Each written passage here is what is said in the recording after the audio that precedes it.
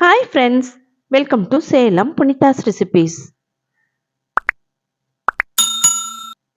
இன்னைக்கு திணையை வச்சு அருமையான கிச்சடி எப்படி பண்ணுறதுன்னு பார்க்கலாங்க. இது செய்கிறது ரொம்ப ஈஸி. ஒரு அரை மணி நேரத்தில் செஞ்சிடலாம்.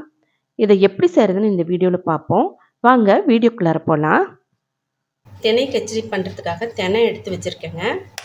இதை நல்லா வாஷ் பண்ணிவிட்டு 1 மணி நேரம் ஊற வச்சிடலாம். நல்லா வாஷ் பண்ணிவிட்டு கல் ஏதாச்சும் இருக்கா அப்படின்னு களைஞ்சி வச்சிடலாம். நல்லா 2-3 தடவை வாஷ் பண்ணிடலாங்க. இப்போ இது 1/4 கப்புக்கு மேலே நான் பாசிப்பருப்பு எடுத்துகிட்ருக்கேன். பாசிப்பருப்பை நம்ம ஃப்ரை பண்ணிட்டு பண்ணால் கிச்சடி ரொம்ப நல்லாயிருக்கும். இப்போ அதை நம்ம ஃப்ரை பண்ணிக்கலாங்க. நல்லா ஃப்ரை ஆயிடுச்சுங்க. தேவையான தண்ணியை அளந்து ஊற்றிடலாம். நான் இந்த படியில் தான் அளந்தேங்க. இது அரைப்படி. இதில் தான் நான் அளந்தேன். நம்ம இதுலேயே தண்ணியும் அளந்து ஊற்றிக்கலாம். நான் இதில் 3 பங்கு அளவுக்கு தண்ணி ஊற்றிருக்கேன். இதில் அரை டீஸ்பூன் அளவுக்கு மஞ்சத்தூள் சேர்த்துட்ருக்கேங்க. இப்போ இது கூட நம்ம கட் பண்ணி வச்சுருக்கிற இந்த மாதிரி கட் பண்ணி வச்சுருக்கிற வெங்காயம், சின்ன வெங்காயம் எடுத்துக்கிட்டால் நல்லாயிருக்கும். நல்லா குட்டி குட்டியாக இருந்ததுன்னா முழுசாக போட்டுடலாம். இல்லைன்னா இந்த மாதிரி பெருசு பெருசாக போட்டால் நல்லாயிருக்குங்க. ஒரு 10-12 பல் பூண்டு, தக்காளி 2 நல்லா இந்த மாதிரி கட் பண்ணி வச்சுருக்கேன். அதையும் சேர்த்துக்கலாம். நமக்கு வெஜிடபிள்ஸும் சேர்த்துணும் அப்படின்னு நினச்சா சேர்த்திக்கலாம். கேரட், பீன்ஸ், பச்சை பட்டாணி எது இருந்தாலும் போட்டுக்கலாம். நான் இன்றைக்கி கேரட்டும் உருளைக்கிழங்கும் சேர்த்துக்கிறேன். கூடவே இந்த மாதிரி கட் பண்ணி வச்சுருக்கிற கொத்தமல்லியும் சேர்த்துக்கலாம். இது கூட தேவையான அளவுக்கு உப்பு நான் 1 டேபிள் ஸ்பூன் அளவுக்கு சேர்த்துக்கிறேன். சாம்பார் பொடி 1 டீஸ்பூன் சேர்த்துக்கிறேங்க. கூட பெருங்காயத்தூள் இது ஒரு 1/4 டீஸ்பூன் அளவுக்கு சேர்த்துக்கலாம். 1/4 டீஸ்பூன் அளவுக்கு சீரகத்தூள் சேர்த்துக்கலாங்க. ஜீரணத்துக்கு நல்லாயிருக்கும். கொத்தமல்லி தூள் 1 டீஸ்பூன் அளவுக்கு. இப்போது இது கூடவே நல்லா ஊற வச்ச திணையும் இது கூட சேர்த்துக்கலாங்க. உடனே செய்கிறத விட இந்த மாதிரி நல்லா இந்த மசாலாலாம் சேர்த்து 1 மணி நேரம் ஊற வச்சுட்டு செஞ்சால் ரொம்ப டேஸ்ட்டாக இருக்கும். 1 மணி நேரம் கழித்து இதை செய்யலாம். இப்போ நல்லா ஊறிடுச்சு. இப்போ நம்ம அடுப்பில் வச்சு நம்ம இதை வேகட்டும். பாருங்கள், இந்த அளவுக்கு வெந்துருச்சு. இப்போ நம்ம தாளித்து ஊற்றிட்டு நம்ம மூடி போட்டு ஒரு 2 விசில் விட்டாவே போதுங்க. நமக்கு நல்லா திணை கிச்சடி ரெடி ஆகிடும். இதுக்கு கொஞ்சம் நம்ம தாராளமாகவே எண்ணெய் சேர்த்துக்கலாம். நான் 1/4 கப் அளவுக்கு எண்ணெய் சேர்த்துட்ருக்கேங்க. இப்போ காஞ்சிடுச்சுங்க.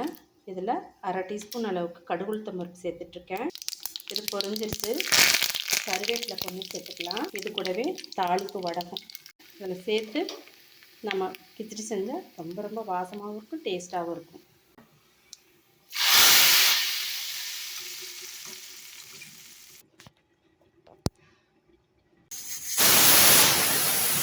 பாருங்கள், நல்லா சூப்பராக ரெடி ஆகிடுச்சுங்க. நல்லா கொலன்னு ஆறுனா இன்னும் கொஞ்சம் கெட்டியாகும். சூப்பர், உண்மையாக இருக்குங்க. வாசமும் சூப்பராக இருக்குது. சுட சுட திணை கிச்சடி ரெடி ஆகிடுச்சுங்க.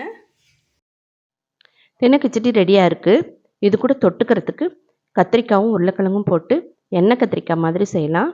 அதை எப்படி செய்கிறதுன்னு இப்போ பார்க்கலாங்க.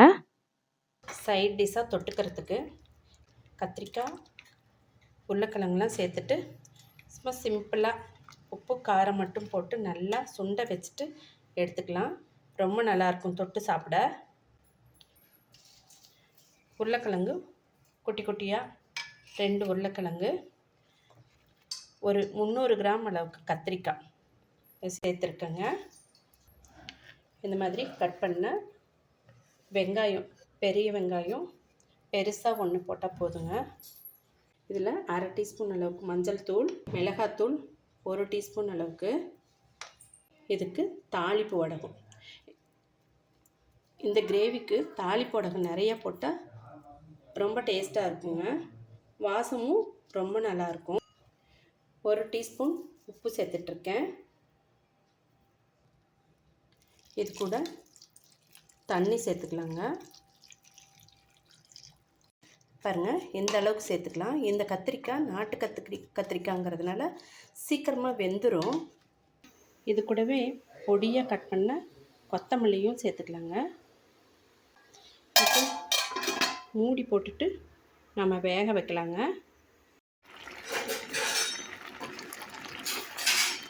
பாருங்கள் வெந்துருச்சுங்க.